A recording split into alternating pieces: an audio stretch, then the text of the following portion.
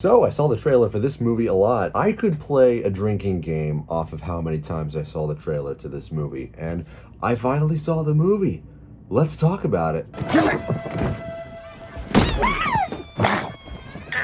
Bullet Train is directed by David Leitch, stars Brad Pitt, Joey King, Aaron Taylor Johnson, Brian Tyree Henry, Andrew Koji, Hiroyuki Sanada, Benito A. Martinez Ocasio, and Sandra Bullock. They all play these violent but fun and colorful characters. They're the mainstays. Let me tell you about the story real quick.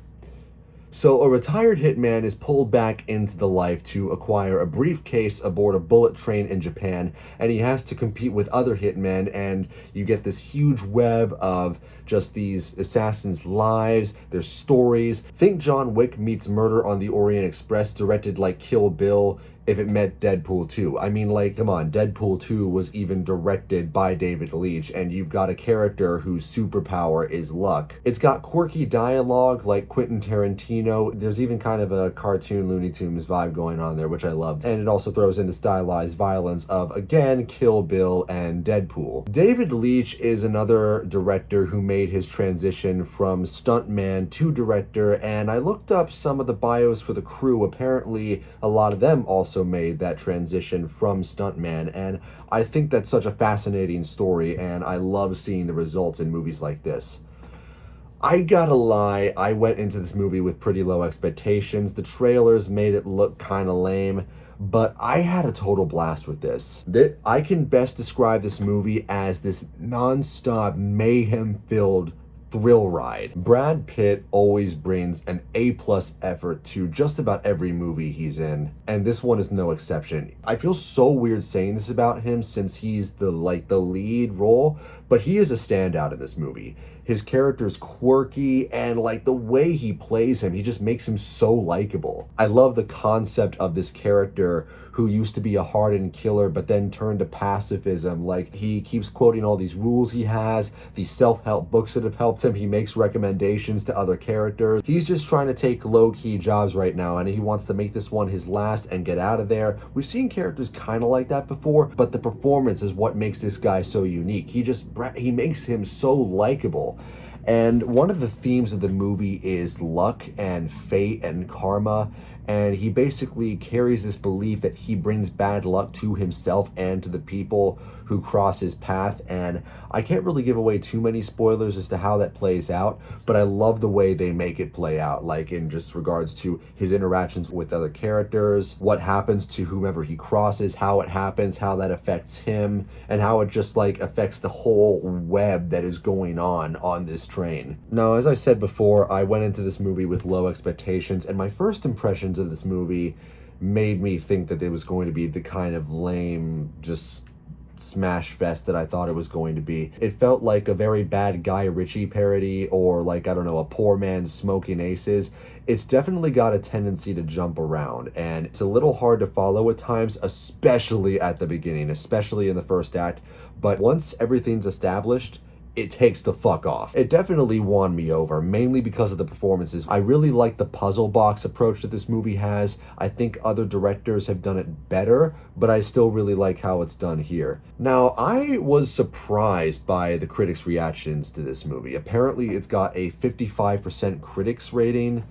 It's got a lot of accusations of being a Tarantino ripoff, which I don't get. Okay, this movie does have some similarities to how Tarantino does his work, in that, it's quippy, it's very dialogue heavy, it's very clever with how it uses the dialogue, and it relies a lot on that playful dialogue, that banter, everything being thrown in there all at once. But, I mean, last I checked, Tarantino doesn't own that concept. He doesn't own that approach. He's probably one of, if not the best at it, but he didn't license it. He didn't brand it with his initials. Other directors can do it too, guys. Come on. The performances work, but the character work is also really strong. All of these characters are fun. I cared about all of them. I really wanted to see where each of their stories would go.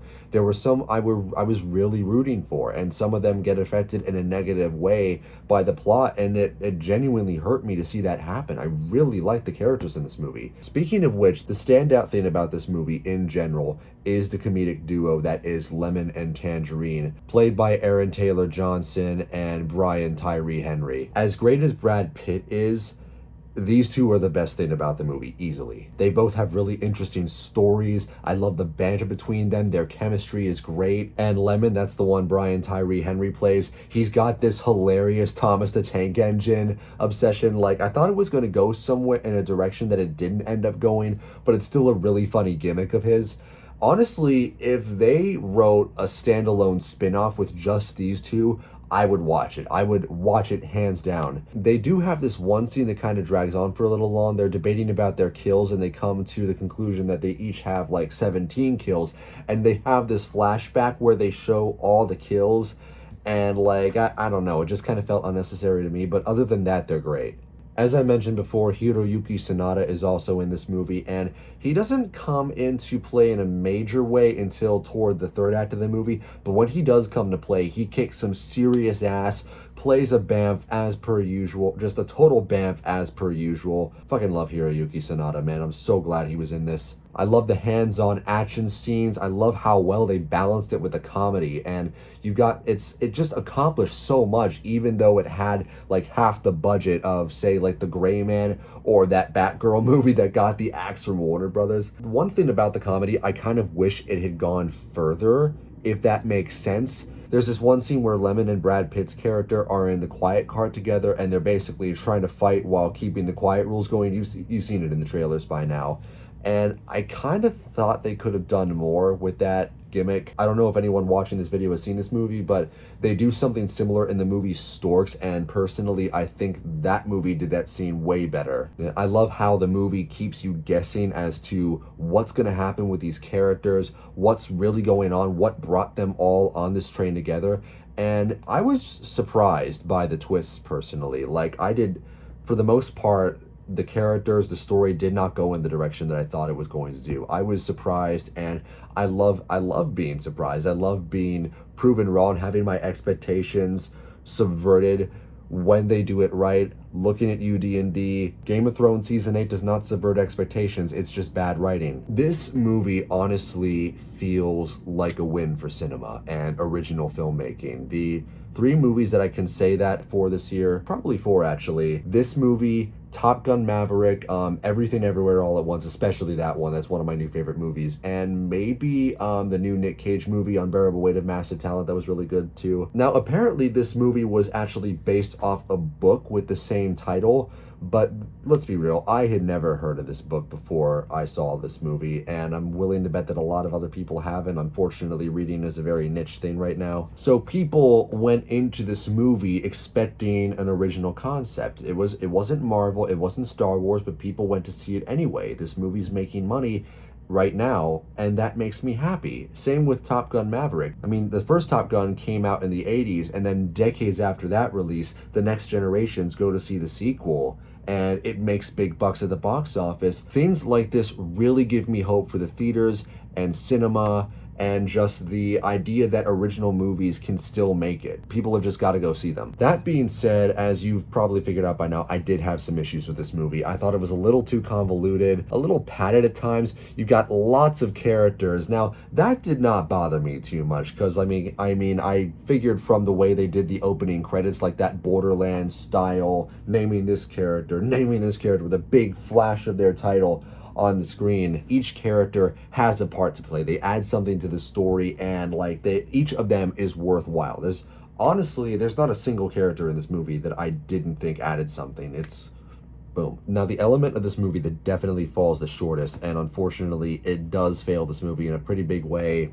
the dialogue. Now, if this was dialogue from like 30 years ago, it would have fit in just fine. But even then, like, directors like Tarantino know how to put dialogue in there that feels like it's from 30 years ago, but in the best way possible, if that makes sense, because it's just so good. It's so witty. Honestly, I feel like dialogue-wise, this movie would have been in better hands if it had been somebody like Tarantino handling the dialogue. It feels like it's building up to a punchline, and then you realize like that was it. Like, they have this scene where Brad Pitt and Lemon are shouting at each other, "Sorry I shot you! You shot me twice! Sorry I shot you twice!" And you're waiting for a punchline, and then it goes on for a bit, and the joke stops for a bit, and you're like, that was it. There's no punchline. And I'm sorry I have to say this. This is going to be a pretty heavy criticism. If it makes sense, this movie just feels, I don't know, it feels overwritten, like Nolan's later movies, like Interstellar or the Matrix sequels. But it's at least not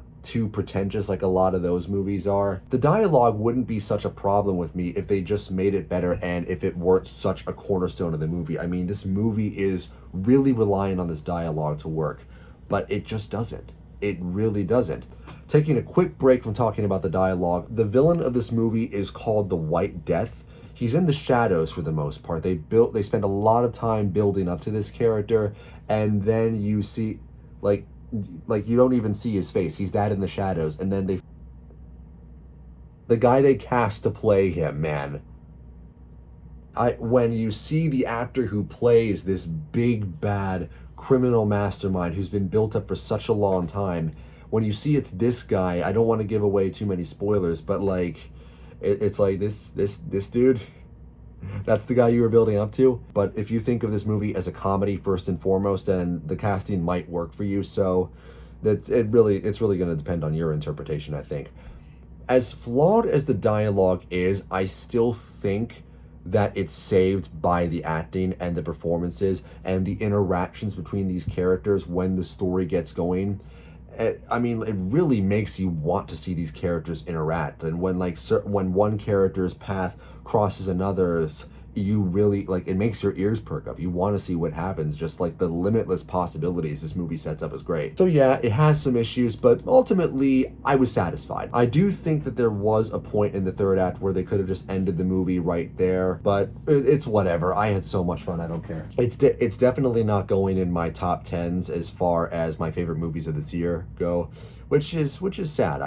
I always look forward to my top 10s with anticipation. I've been doing that forever. That being said, I still highly recommend it as a movie to see in theaters. It's like this love letter to older stylized crime action movies. But yeah, I would definitely recommend it, especially since there's just not a whole lot out in the theaters right now that's all that good. The only really good movie that's come out recently I can think of is Prey.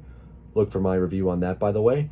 And the upcoming TMNT movie. And going back to what I said about Prey, I know it's Hulu, it's at home, but it's good. It's still really good. Especially if you like the Guy Ritchie style of filmmaking, which I love it. And if you're looking for like this funnier version of John Wick on a train, if at some point you have dreamed that dream, the dream is now a reality.